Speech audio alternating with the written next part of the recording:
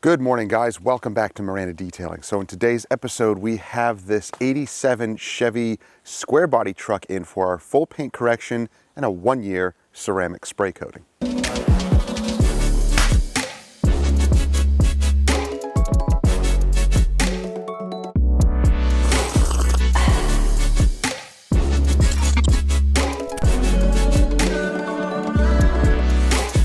So guys, we got to work fast this morning because an impending storm is coming, a thunderstorm. So we got to wash this thing, get it inside and start working on it. So you're going to see a quick time lapse of us working on it out here before the storm comes. And then we'll talk a little bit more about this while it's pulled in. Guys, if you're enjoying videos like this, and I hope you are, consider subscribing and clicking that bell so you don't miss stuff. And if you're interested in any of the tools or the products, then check out the links down below. Don't forget to use code Miranda10 for 10% off at Car Supplies Warehouse. Yep, here it comes.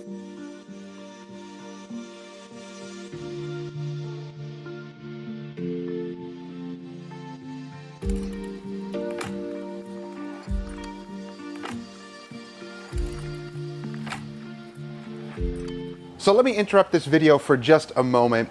I want to ask you guys, are you a part-time detailer and you want to go full-time? Perhaps you detail on the side and now you really want to go full force into your detailing business and grow it. How do you do that? There's a lot of questions and there's a lot of challenges when it comes to growing your detailing business or even starting it from scratch. Here's where some training can come in to help. There are so many opportunities out there for training. The options are endless, which is pretty awesome. So you can pick and choose any form of training that you want. Now, I've been talking with Luke Wilson from Wilson's Auto Detailing, and we're talking about training, and he's going to be offering a free training session coming up very soon. Check out down below, register for that free training, and there's a lot more after that as well. Now, don't think this is going to be the type of training where you're going to get all the information up front and you can just go and start your detailing business or grow your detailing business with just this one training session. But with this training, he's going to give you some basics, and then there's more opportunities to learn from there. So if you guys are interested, go check out the links down below, register for that free training, and we'll see you guys there. So the truck is now cleaned and deconned. Not much as far as deconning. This is fairly new paint, and this stays garaged. It's not driven too much. So the paint was already nice and smooth, but let's take a look at the paint to see what we're dealing with, because the customer did opt in for a full paint correction, but of course we told him we're gonna do the best that we can with this paint. It's not original, it's been repainted a few times. So this paint here, yeah, pretty bad. You can already see it in these lights. There's some defects here that are deep gouges we can't do anything about, and the owner already knows about that. There's some other deep scratches here. We're gonna try to get out, we'll take some measurements, and there's lots of solvent pop that you can see in little dust nibs and little etchings, but what we're going to go for is overall clarity. So we're going to try to get this as close to 90% as we can. And you can already see, oh yeah, there's a bird bomb there, or a bug that etched into the paint, a few other etchings. But overall, this is a pretty cool truck.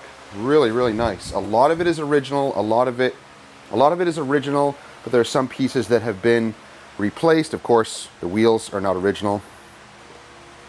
But as we look around, it's typical haziness that you can see, so we're going to clear all of that up.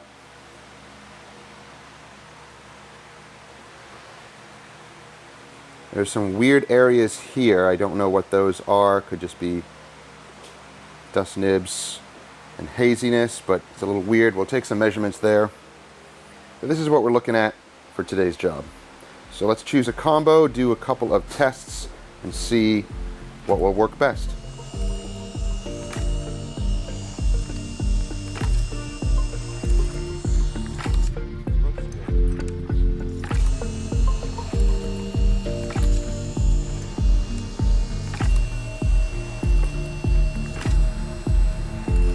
So we're doing a test spot here, and you notice the difference right away between that and that.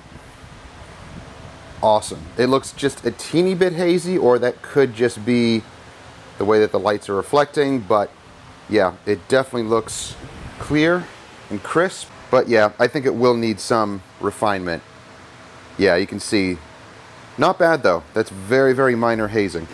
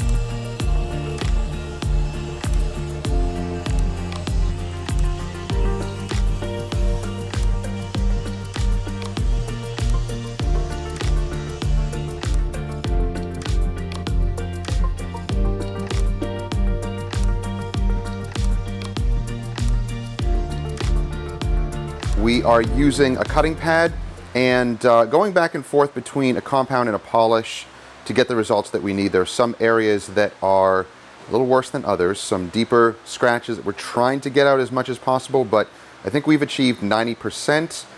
As we look here, this is untouched, and that was just compounded, not even finished yet, and it still looks really good. But you can see it's a little hazy. Those spots there are etchings, nothing we can do. It's actually eaten into the clear coat, so ignore those. Look at the overall effect. Now, what are we using? Using kind of a combination of different things, kind of depending on what we need. So we have some Koch Chemie F6. I'm using that on a cutting pad. Now you may think this is a fine cut. This is what detailers call a half step. Not to be confused with a one step. This is a half step combination, as in a cutting pad with a polish instead of a cutting pad with a compound like the Oberk Supreme Cut. But if we do need to step it up, what I'll do is simply put one drop here with the 2 drops of Koch Chemie, or maybe 2 drops of the cut, depending on what I'm working on and what I need. So we have a bunch of these cutting pads. That's what we're using to cut. And then we'll most likely either use the orange or probably a softer pad with, say, something like Microcut or something else to finish it down. We might even use the NSP polishes because we are going to use a ceramic spray coating, which I have somewhere around here. Am I all out of it? No, that's old. Huh. Oh, yeah. It's delicious. And we're going to be using the Evo can coat, the Q2 Evo. It's delicious. Sport drink. So I keep this in the fridge along with some other coatings in there because it does keep them longer. This stuff does tend to have a shorter shelf life that we've found here in the heat and humidity. So we put it in the fridge, makes it last a little longer, and we always put a new spray tip in here. So that's what we're going to use for the coating. So yeah, we might opt to just quickly buzz around with this as the finish polish. But let's continue working. It's turning out really, really nice. Oh, amazing.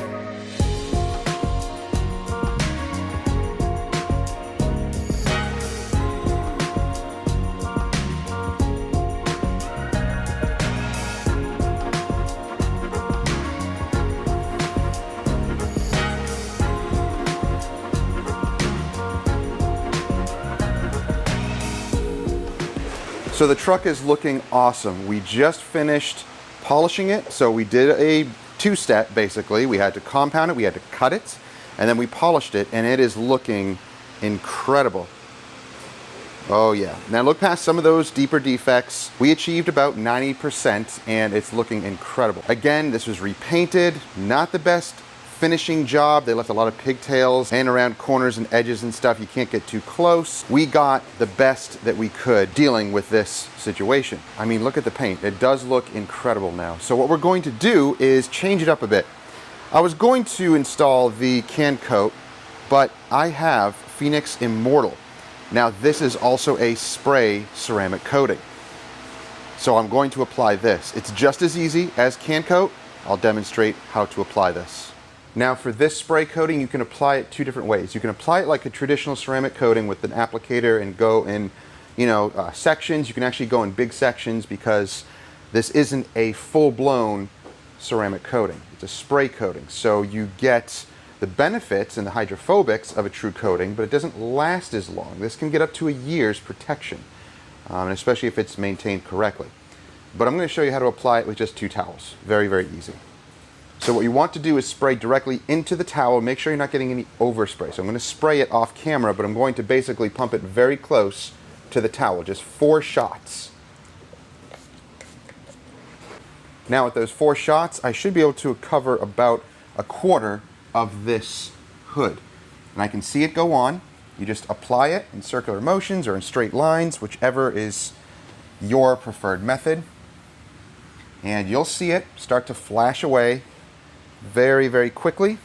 Then take your second towel and go back over it. That's it. Easy. It melts right into the paint.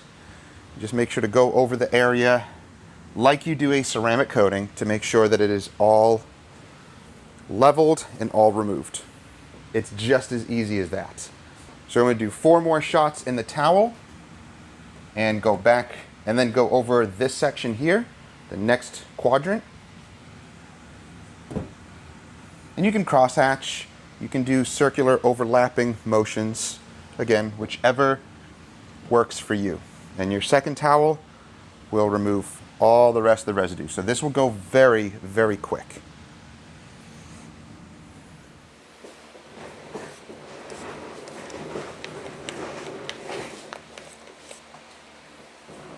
And I'll have a link below to these little spray heads because these do clog up the spray heads after you use it, so you can just chuck it next time you use it.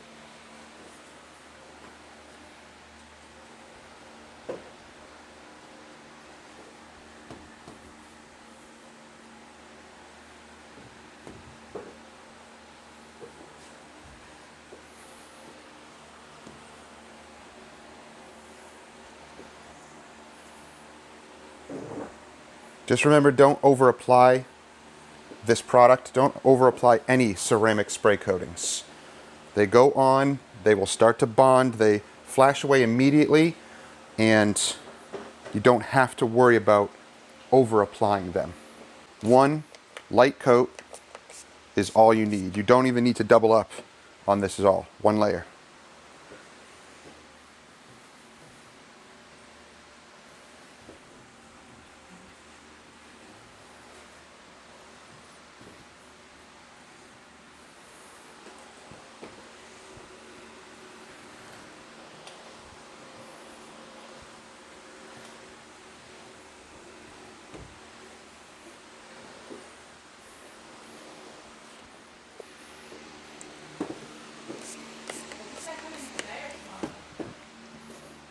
Depends on the weather. I told him we could keep it overnight or we can pick it up today. Doesn't matter. As long as it's not raining.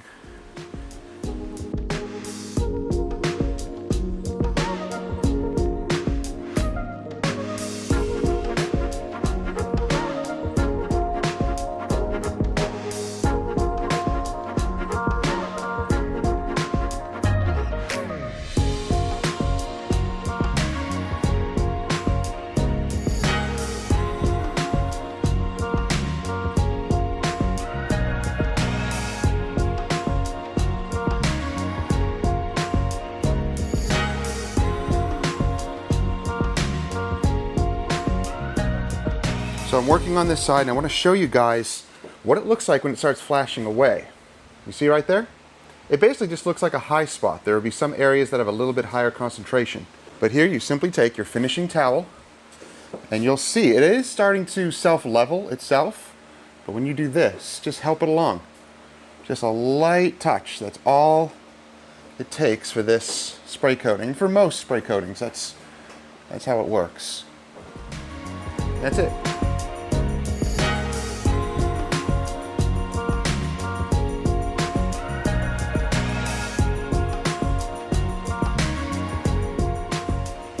Man, this thing is looking good. It's all done. Looking incredible. Wheels and tires, they look beautiful. All of the chrome was all hand polished here. All the trimming, some of the aluminum trim is original, some of it is not. The back bumper here is replaced, of course. It looks incredible. The front bumper will be replaced. But man, this thing looks incredible.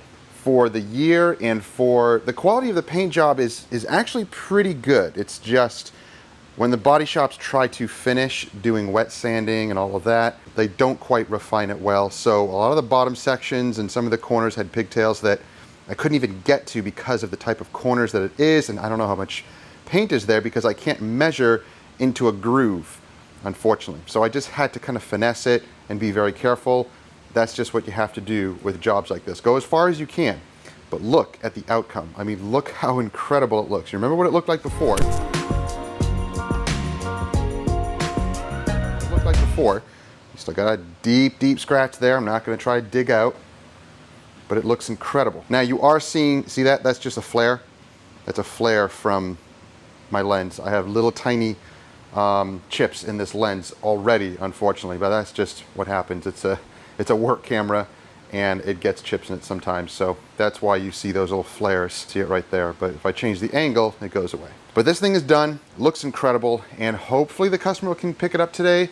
It was storming this morning, now it's sunny out, as you can see, so maybe he can pick it up today. I'm gonna check the weather and see. But man, this thing is gonna look incredible. If I can get sun shots, I will.